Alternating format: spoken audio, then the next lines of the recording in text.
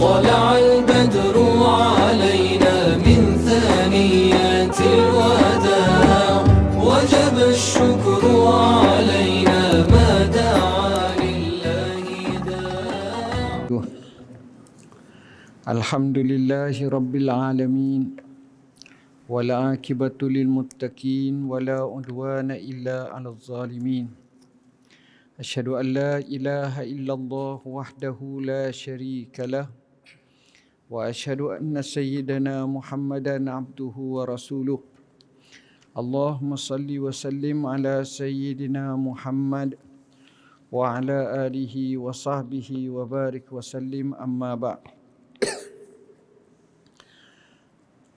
Alhamdulillah, pada pagi yang mulia ini kita akan teruskan perbincangan garis masa hayat Ar-Rasul sallallahu alaihi wasallam.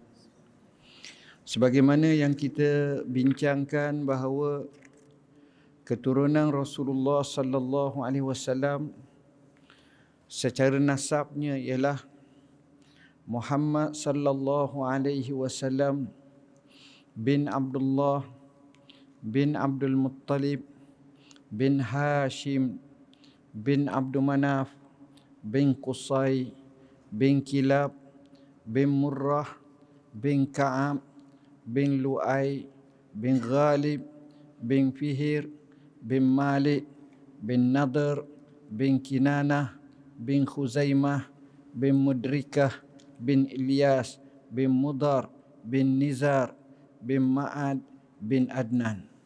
Inilah 21 lapis di mana susu galuh Rasulullah SAW dari segi atasnya.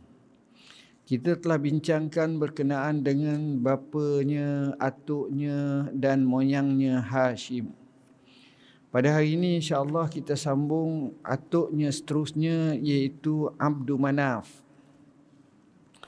Abdul Manaf ini nama sebenarnya ialah Al-Mughirah. Orang Arab zaman dulu banyak nama Al-Mughirah. Berkenaan hal ini, seorang ulama As-Sarraj meriwayatkan dalam kitab tarikhnya daripada jalur Ahmad bin Hanbal, aku mendengar Asy-Syafi'i, yakni imam kita, Imam Syafi'i, menyebutkan nama sebenar Abdul Muttalib ialah Syaibatul Hamd. Nama sebenarnya ialah Syaibatul Hamd. Kita telah bincang berkenaan dengan Abdul Muttalib ini. Nama sebenar Hashim ialah Amr. Nama sebenar Hashim digelar sebagai Amr sebab Hashim tu dia pecah makanan tu untuk dibuat sari untuk diberi jamu kepada jemaah-jemaah haji. Nama sebenar Hashim ialah Amr. Nama sebenar Abdul Manaf ialah Mughirah dan nama sebenar Qusay ialah Zaid. Inilah berdasarkan kepada riwayat daripada Al-Mawahib Al-Laduniyah. Jadi kisah Abdul Manaf ni tidaklah banyak diceritakan oleh para ulama. Abdul Manaf bin Qusay. Qusay ini nama sebenarnya Zaid. Perkataan Qusay ini ialah bermaksud jauh, kerana ia jauh daripada kaum keluarganya yang berada di negeri Quda'ah ketika ibunya Fatimah melahirkannya. Selain itu, nama sebenarnya ialah Mujammi'. Mujammi' maknanya yang menghimpunkan. Hal ini adalah sebagaimana dalam syair berikut: Abukum Qusay kana yudda'a mujammi'a bihi jama'allahul qabaila min Fihr. Nenek moyang kamu namanya Qusay. Dahulunya dipanggil sebagai Mujammi', yang menghimpunkan. Melalui dialah Allah menghimpunkan semua kabilah keturunan Fihr, keturunan Rasulullah SAW ni hak atas tu.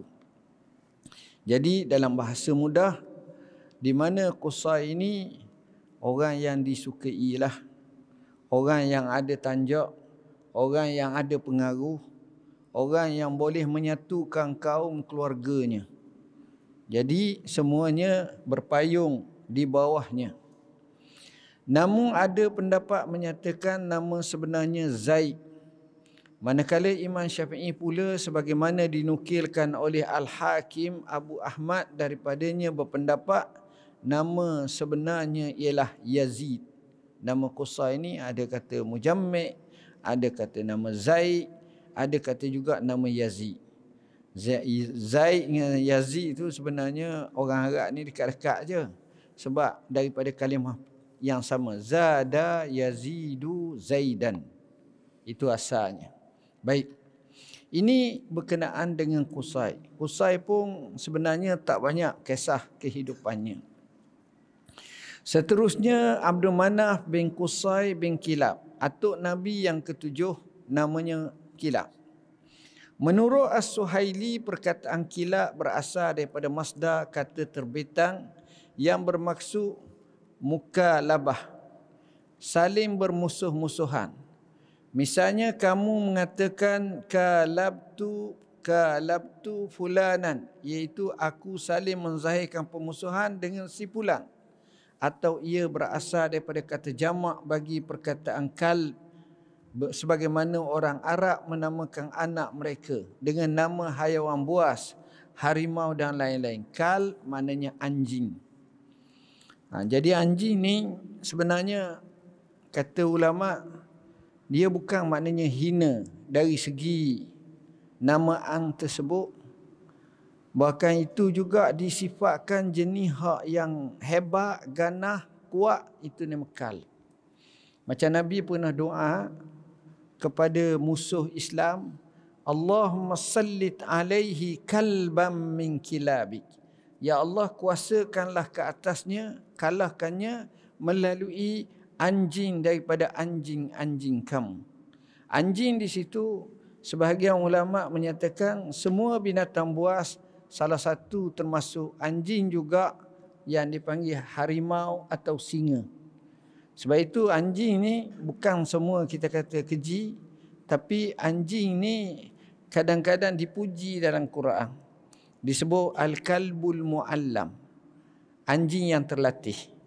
Yang disebut dalam suratul Kahfi, wa kalbuhum basitun zira'aihi bil wasid wa thaminuhum kalbuhum.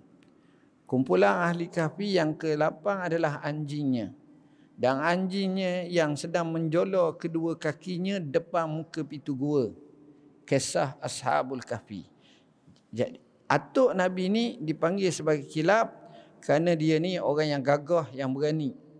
Sebagaimana orang Arab menamakan anak mereka dengan nama haiwan buas, harimau dan lain-lain. Sebab itu kita dengar ada orang nama Namir, ada orang nama Asad. Asad nama dia. Ada orang nama Fahad.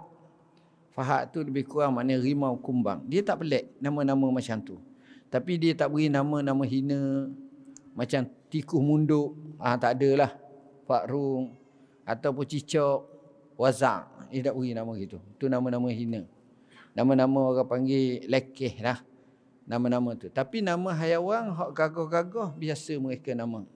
Kadang-kadang mereka gelarkan anak mereka, diri mereka Abul Ashbal. Abul Ashbal seolah-olah maknanya bapa kepada anak-anak singa. Panggil anak dia seolah makna singa lah. Itu biasa. Kemudian katanya lagi, atau ia berasal daripada kata jamak kal, sebagaimana orang Arab menamakan anak mereka dengan nama haiwan buas, harimau dan lain-lain. Ibn Sa'd menyebutkan bahawa nama sebenarnya ialah Al-Muhazzab, manakala Muhammad bin Sa'd mendakwa nama sebenarnya ialah Al-Hakim. Ini nama Kilab. Al-Muhazzab maknanya yang diasuh, yang dididik, yang diajar, yang mempunyai dipekertikan dengan pekerti yang mulia. Ini dia Muhazzab.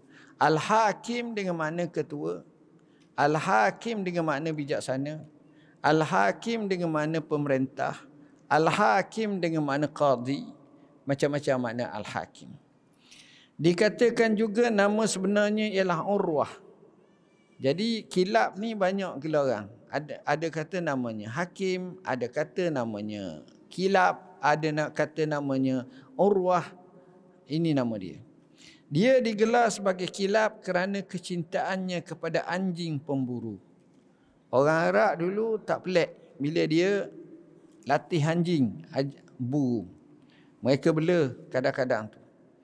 Dan ikut pandangan seorang penulis terkenal zaman dulu, namanya Usamah ibn Munqiz, dalam kitabnya Al-I'tibar, kadang-kadang mereka buru ni, mereka guna dua. Pertama dengan kuda, dan dia duduk atas kuda dengan panah, busuk panah. Kemudian dia ada anjing. Kemudian dia ada helang. Jadi biasanya helang tu akan diterkam. Bila kawan tu rebah, anjing ni pergi tangkap. Begitu juga kadang-kadang melalui busuk panah. Maka mereka akan dapat tangkap binatang buruan tu. Mereka cekap macam ni. Dan pengarang kitab tersebut menceritakan tentang kecekapan, kecepatan mereka. Mereka suka cerita kisah-kisah zaman dulu. Ni bukan lama, lebih kurang dalam 1000 tahun lepas. Lebih sikit atau kurang sikit. Maknanya selepas Nabi dalam 300-400 tahun. 300-400 tahun. Antara yang terkenal sebagai contoh, mereka buru ni, mereka guna helang. Helang ni orang Arab menamakan dengan pelbagai nama. Ada yang dipanggil sebagai Nasr. Ada dipanggil sebagai Syahin. Ada yang dipanggil sebagai Saqar. Ada yang dipanggil Baz. Itu nama-nama helang, tapi jenis tu lain-lain. Dan kata ni kadang-kadang dia kata ada orang hadiah kepada seorang raja, burung helang tu besar sangat. Besar, baka besar. Mana besar pada air jatang kita lagi. Kadang-kadang hak besar tu, gagah. Dia pernah satu ketika Putin melawat kerajaan Arab Saudi, dia menghadiahkan seekor burung helang kepada Malik Salman. Tuan-tuan boleh tengok, itu tu tak tahulah berapa seekor tu. Kat kita tak ada burung macam tu. Dia ada sebelah-sebelah Siberia tu, sebelah-sebelah tu ada puak-puak ni. Saya duduk di Syria, saya beli burung elang. Ini tak payah lesen, tak macam sini lah. Burung elang tu kalau kita tengok, dia ada jual hak kecil, ada hak sederhana, ada hak besar. Kalau hak besar sangat tu, memang saya tengok besar sungguh. Besar yang amat sangat. Dan burung elang ni dia akan pakai mata dia. Dia pakai apa ni, topi dia tutup mata takut patuk. Mereka bela dan mereka latih. Kalau kita tengok cerita-cerita Arab tu, hak lama tu, memang mereka handal. Sama juga dengan anjing. Banyak kisah-kisah mereka. Jadi tu maknanya sebab dia cintakan macam tu. Dan dia biasa mengumpulkannya justru mana-mana anjing pemburu yang melewatinya. Maka dia akan bertanya mengenainya sehingga dikatakan kepadanya, ini ialah Kilab bin Murrah. Lalu dia dipanggil gelar sebagai kilab kerana dia terlalu minat. Maknanya dia kenal baka anjing satu-satu. Hak baik, hak ni kalau kaki main lah. Kita tak payahlah mazhab Syafi'i di sini ni, biar polis je lah. Hak jaga bahagian anjing tu cukup lah. Seorang Arab Badui ditanya, kenapa kamu memberikan nama kepada anak-anak kamu dengan nama-nama yang buruk seperti Kalb? Bagi pandangan mereka dia anggap sebagai buruk lah. Kalb maknanya anjing. Dan Zi'ib maknanya serigala. Sedangkan hamba-hamba kamu dengan nama-nama yang terbaik seperti Marzuq yang dikurniakan, Rabah keuntungan. Kenapa pelik sangat? Orang tanya orang Arab Badui. Beri nama. Hamba beri nama Marzuq. Marzuq ni apa makna? Yang direzekikan. Ataupun diberi nama Rabah, untung. Tapi anak-anak sendiri diberi nama Kalb. Apa makna Kalb? Anjing. Kemudian kadang-kadang diberi nama Zi'ib. Zi'ib ni makna serigala. Dia menjawab, kami memberikan nama kepada anak-anak kami buat musuh-musuh kami, manakala hamba-hamba kami pula buat diri kami sendiri. Tujuan kami beri nama macam itu seolah-olah menggerungkan musuh. Dia kalau kita tengok macam kita katalah orang-orang zaman dulu, kalau orang Melayu kok dia gela kepada orang ni singa ni kata. Oh, singa datang. Jadi orang pun gerung lah. Jadi nama-nama tu akan menggerungkan musuh. Tapi nama seperti Rabbah, Marzuk kepada hamba-hamba ni tujuannya adalah untuk diri kami. Supaya ada lah kata orang. Itu cara zaman dulu. Mereka mahukan anak-anak mereka bersedia untuk melawan musuh-musuh dan menjadi anak-anak panah yang akan menembusi dada-dada mereka. Tu matlamat dia. Maknanya bukan matlamat nama macam tu biasa saja, tapi ada tujuannya.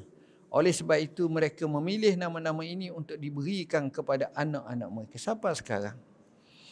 Cuma orang tanya, anjing ni macam mana? Sebenarnya anjing yang dikeji, yang tak disukai ialah anjing yang dipanggil anjing gila. Itu seperti kalbul akur. Yang Nabi kata jangan bunuh anjing kecuali anjing gila. Kalb al-akur. Yang ini memang keji dan memang tak molek sangat. Tapi selain daripada itu, maka ia adalah baik. Hadirin hadirat yang dirahmati Allah. Nama seterusnya atuk Nabi yang ke-8 ialah Murrah. Nama sebenarnya Al-Mughirah. Ada kata. Jadi nama Mughirah tu kita tengok memang popular di kalangan orang Arab yang kita sebut, seperti mana Abdul Manaf pun nama Mughirah, begitu juga atuknya yang bernama Murrah ada kata namanya Mughirah juga. Menurut Suhaili, perkataan Murrah diambil daripada sifat Hanzalah, iaitu rasanya yang pahit. Mur ni maknanya pahit. Allah menyatakan, Nabi menyatakan, Qulil haqqa walau kana murra. Katakanlah kebenaran sekalipun pahit. Jadi nama Murrah tu macam tu. Manakala huruf ha yang dalam perkataan tersebut Murrah pula menunjukkan kepada mubalaghah berlebih-lebihan. Dia ada istilah berlebih-lebihan ni. Bahasa Arab ni, mubalaghah ni sirahnya ada beberapa lafaz yang tertentu yang dipanggil sebagai sirah mubalaghah. Baik. Dan ia bermaksud dia seorang yang kuat. Dan kata ulama, Murrah ni maknanya orang tu jenis gagah, kuat. Kita tengok keturunan Rasulullah SAW atas tu. Atuk-atuk dia tu, dia bukan jenis orang yang lemah, orang lembut, orang yang tak urut, orang letih. Dia orang yang gagah. Orang yang sihat. Orang yang mempunyai kekuatan-kekuatan yang tersendiri. Bin Ka'ab. Ka'ab nama sebenarnya adalah Zaid. Ada juga nama. Menurut As-Suhaili ada pendapat mengatakan dia dinamakan sedemikian kerana dia mempunyai dirinya, menyembunyikan dirinya daripada kaumnya dan kerana di sisi lembutnya kepada mereka. Perkataan Ka'ab diambil daripada kalimah Ka'bul Qadam. Apa makna Ka'ab Qadam? Iaitu tumit kaki. Ataupun jenis benda yang timbul. Itu dipanggil Ka'ab. Baik. Tumit kaki ataupun kita kata hak sebelah timbul tepi kaki kita tu. Itu makna Ka'ab. Manakala Ibnu Duraid pula berpendapat ia berasal daripada Ka'bil Qanah, tiup saluran air. Selain itu ada juga yang berpendapat dia dinamakan sedemikian kerana ketinggian kedudukannya dan kemuliaan dalam kaumnya. Kaumnya sama, dia ada atas. Dia macam kita kata Ka'ab, macam Ka'bah. Ka'bah tu macam Ka'ab lah, cuma tambah ter je belakang. Ka'ab. Jadi tertonjol. Inilah. Maknanya sifat atuk Nabi, nyang Nabi ni, dia di kalangan kaum, dia antara orang utama. Dia bukan orang biasa. Beliau juga ialah orang yang pertama yang menghimpunkan kaumnya pada hari Jumaat. Dia tukang himpun. Macam tadilah, Mujammi' yang kita sebut nama salah seorang sahabat, salah seorang atuk Nabi yang digelar sebagai Mujammi', iaitu yang menghimpunkannya. Jadi dia boleh hipung kaum dia.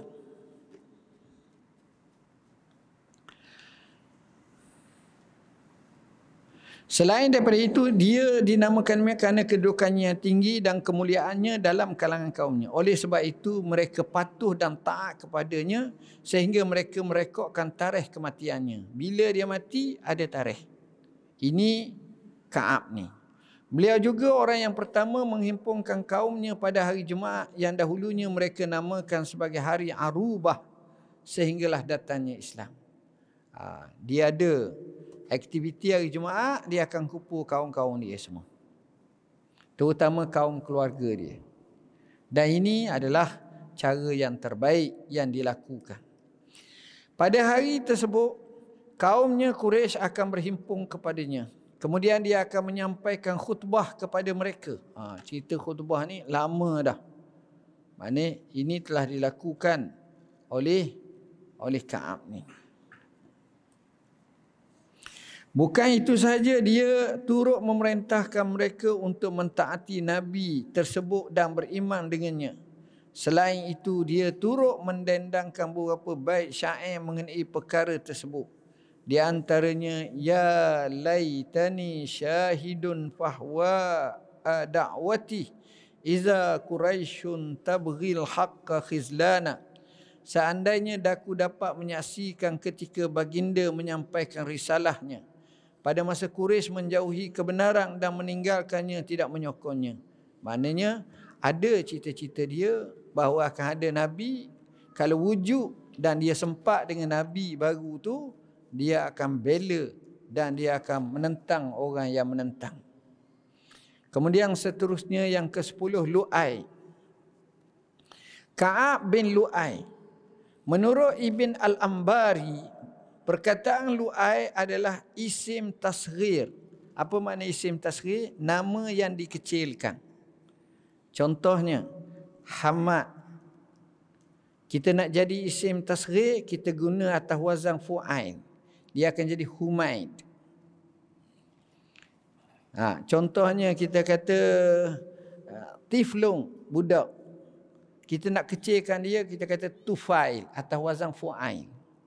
Ini dipanggil isim tasghir. Sama juga Lu'ai. Baik, menurut Ibn Al-Ambari, perkataan Lu'ai adalah isim tasghir daripada perkataan La'a. Sama seperti pola kata Asa, Usai. Perkataan Alai bermaksud as-saur, lembu jatang. Itu makna dia, makna lembu jatang. Manakala Abu Hanifah pula berpendapat ia bermaksud lembu betina. Ada juga kata tak, lembu betina. Namun As-Suhaili berpendapat lai sama seperti pola kata ab, dan dia bermaksud al-but'u, lambat. Seolah-olah mereka yang menginginkan maknanya sebagai perlahan dan tidak tergesa-gesa. Seolah-olah dia ni nak buat satu keputusan tu, dia ada timbangnya. Dia bukan orang gopoh gapah. Dia orang tenang. Dia orang memerhatikan dengan sebaiknya. Ini cara Lu'ai. Dan seterusnya atuk Nabi yang ke-11 bernama Ghalib. Al-Qastalani tidak membahaskan mengenainya dalam kitabnya Al-Mawahib Al-Laduniyah. Nama ni sekadar nama. Tapi nak cari kesan, tak berapa ada sangat. Bahkan Al-Hafiz Ibn Hajar Al-Asqalani turut menyebutkan tidak ada masalah dengannya dari sudut untuk memahaminya, sebagaimana tidak ada masalah dengan nama Malik bin Nadar. Kadang-kadang ialah ada yang tertonjok, ada yang kurang sikit. Seterusnya Beng Fihir. Fihir ini yang digelar dengan gelaran Quraisy dan melaluinya dinisbahkan kabilah Quraisy. Dikatakan nama sebenarnya ialah Quraisy. Az-Zubair menukirkan daripada Az-Zuhri bahawa ibunya yang menamakannya dengan nama itu, nama Quraisy. Nama Quraisynya asalnya Fihir. Manakala bapanya pula menamakannya sebagai Fihir. Ini mak dengan bapak tak bincang. Dua-dua beri nama lain. Mak beri nama Quraisy, bapak beri nama Fihir. Jadi kena ikut bapak lah. Jadi panggilan di rumah mungkin Quraisy lah. Itu timbul asal orang Quraisy tu. Ada pendapat Fihr adalah nama gelarannya, manakala namanya ialah Quraisy. Namun ada pula yang berpendapat Fihr adalah namanya, manakala Quraisy pula adalah gelarannya. Al-Hafiz Ibn Hajar Al-Asqalani menyebut Al-Fihr itu iaitu batu kecil, manakala As-Suhaili menyatakan Al-Fihr berasal daripada batu yang panjang. Tuan-tuan dan puan-puan yang dirahmati Allah, Quraisy ni ada dua maksud. Pertama, kata sebahagian ulama, dia diambil daripada sejenis ikan, taqarrush. Ikan ni dianggap sebagai antara ikan yang hebat di laut, maka digelar orang yang hebat dengan nama Quraisy. Pendapat yang kedua menyatakan Quraisy ni diambil daripada kalimah kirsh. Kirsh ni jenis mata wang. Mata wang inilah yang akhirnya orang panggil Quraisy. Mata wang. Sebab orang Arab ni memang terkenal dengan menega. Dia sohor daripada lama dah dulu. Dia menega yang Allah sebut dalam Quran, li ila fi Quraisy ila fihim rihlatash syita'i was-saif. Maknanya di situ mereka nega ni sejak daripada dulu lagi, ketika mana musim panas dan musim sejuk. Di Syam dan juga pergi ke Yaman. Mereka menega. Ni orang Arab zaman dulu. Memang. Jadi Quraisy ni maknanya hak jenis pandai menega. Bak mata wang. Negara Islam Madinah mula guna nama mata wang dengan dirham pada zaman Sayyidina Umar ibn Al-Khattab. Mula-mula tempa. Dan pada zaman Abdul Malik bin Marwan. Abdul Malik bin Marwan ni khalifah daripada kalangan Umayyah, dan dialah yang mula-mula menempa duit dengan dinar. Itu sejarah dia. Kemudian bin Malik Al-Qastalani tidak membahaskan mengenainya dalam kitab Al-Mawahib Al-Laduniyah. Bahkan As-Suhaili dan Al-Hafiz Ibn Hajar menyebutkan bagi nama Malik tidak ada masalah dalam memahaminya. Sekadar sebut Malik gitu je. Bin Nadr. Nadr ni menurut Qastalani nama sebenarnya ialah Qais. Setakat tu je. Bin Nadr. Ni berapa lapis dah ni? 14 lapis dah. Bin Kinanah. Kinanah bermaksud nama anak panah, bekas anak panah. Saya ada seorang guru saya yang terkenal di Syria.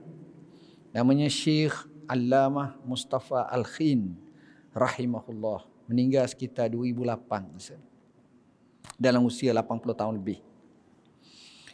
Dia ada anak dia namanya Yamamah. Yamamah ni nama tepat juga, nama ni perempuan. Anaknya pindah ke sini sekarang. Duduk dekat dengan Kajang dengan suami dia. Dia ada anak. Anak-anak dia diberi nama Uwais. Ada hak perempuan tu seorang dia beri nama Kinanah. Jadi Kinanah ni sama ada anak lelaki pun boleh nama Kinanah, anak perempuan pun boleh nama Kinanah. Jadi anak panah. Syekh Syarawi bila sebut Mesir, nak cerita kelebihan Mesir, dia kata Ardu Kinanah. Bumi Kinanah. Jadi Kinanah ni asal-asalnya maknanya anak panah. Jika dia diperbuat daripada kulit sebagaimana yang disebutkan oleh Ibn Duraid, dinukilkan daripada Abu Amir Al-Udwani bahawasanya dia berkata, aku melihat Kinanah bin Khuzaimah seorang tua yang sudah lanjut usianya, yang sangat dihormati orang Arab menziarahinya kerana keilmuannya dan kelebihannya antara mereka. Kinanah ni orang yang panjang umur. Jadi orang pakat datang, kunjung kat dia, hormat kat dia. Ni Kinanah bin Khuzaimah. Menurut As-Suhaili, Khuzaimah ialah bapa kepada Kinanah. Khuzaimah ni, kalau kita baca sejarah, zaman orang Arab dulu, lelaki. Biasa, kat kita je Khuzaimah perempuan. Kalau Zaimah tu memang perempuan lah. Cuma saya masa kecil ada seorang lelaki tu nama dia Zaimah. Jadi kita pun tengok rasa pelik lah. Tapi Khuzaimah ni asalnya lelaki. Kat Malaysia ni lain sikit. Dia dengar belakang-belakang ada tu dia panggil perempuan lah. Khuzaimah. Tapi Khuzaimah ini lelaki, iaitu bapa kepada Kinanah. Ni atuk Nabi yang ke-16. Ia adalah isim tasghir daripada perkataan khazamah. Ialah kata-kata tunggal bagi perkataan khazam. Boleh juga mengambil isim tasghir kepada khazmah. Kedua-duanya terdapat dalam nama-nama orang Ansar dan selainnya. Nama Khuzaimah ni Suhu. Bahkan zaman Nabi sendiri pun, bila Nabi ada berselisih dengan seorang yang Nabi kata dia bayar, orang ni kata tak lagi. Orang Yahudi ataupun orang lain. Nabi kata saya selesai dah, dia kata tak lagi. Nabi tanya siapa boleh jadi saksi saya? Ada seorang lelaki kata saya. Nabi kejut. Dia kata kau tengok ke aku bayar atau tak? Tak. Kenapa kau nak jadi saksi? Nabi kata, dia kata ya Rasulullah, kalau kami percaya hak 7 petala langit, hak daripada wahyu Tuhan, takkanlah sekadar jual barang sikit kami tak percaya kat Rasulullah. Lalu Rasulullah beri satu kredit khas, dia panggil khususiyat. Apa kata Nabi SAW? Syahadatu Khuzaimah, syahadatu rajulaini minkum. Orang tu nama Khuzaimah. Maknanya kalau Khuzaimah buat saksi, dia macam 2 orang. Orang lelaki kalau tengok satu benda, macam orang tu curi nak sabit, seorang tak jadi. Kena 2. Contohnya. Bab zina kena 4. Tapi bab ni kena 2. Tapi kalau datang Khuzaimah, nilai dia seorang tu macam 2 orang. Dari sudut ni. Bukan makna dia paling lebih daripada orang lain. Ini keistimewaan yang Allah bagi pada dia. Dan kaedah ini tak terpakai pada orang lain walaupun sifat macam Khuzaimah, walaupun Abu Bakar, walaupun Umar, walaupun Uthman. Tapi ini keistimewaan Khuzaimah. Dan dalam satu ayat Quran, bila Khuzaimah saksi terus diterima kerana Nabi menyebut syahadatu Khuzaimah, syahadatu rajulaini minkum. Al-Hafiz Ibn Hajar Al-Asqalani berkata, ia kadang-kadang berasal daripada perkataan khazam, iaitu mengetakkan sesuatu dan memperelokkannya. Dia hampir dengan hazm, semangat, kuat. Ini kukuhkan dan elokkan. Az-Zajjaj menyebut boleh juga berasal daripada khazam. Hal ini sebagaimana kamu berkata hazamtuhu, maka ia adalah makhzum, daripada cincin hidung dimasukkan ke dalam hidungnya. Cincin hidung, tarik, kemah dan seumpamanya. Abu Hanifah berpendapat al-khazam adalah seperti pokok besar yang diambil tali dari pelepahnya dan dijadikan bahagian bawahnya sarang bagi lebah. Ia memiliki buah-buahan yang tidak dimakan oleh orang ramai, akan tetapi burung gagak menyukainya. Inilah makna Khuzaimah. Jadi saya rasa sekadar itulah yang dapat saya sampaikan pada hari ini. Mudah-mudahan ia memberi manfaat kepada kita semua. Aqulu qauli hadza wa astaghfirullahal azim li wa lakum. Bismillahirrahmanirrahim. Allahumma faqihna fid din, alimna ta'wil. Allahumma ja'alna minal ladzina yastami'una al-qawla fayattabi'una ahsanah. Wa sallallahu ala sayyidina Muhammadin wa ala alihi wa sahbihi wasallam. Walhamdulillahirabbil alamin. Wassalamu alaikum warahmatullahi wabarakatuh.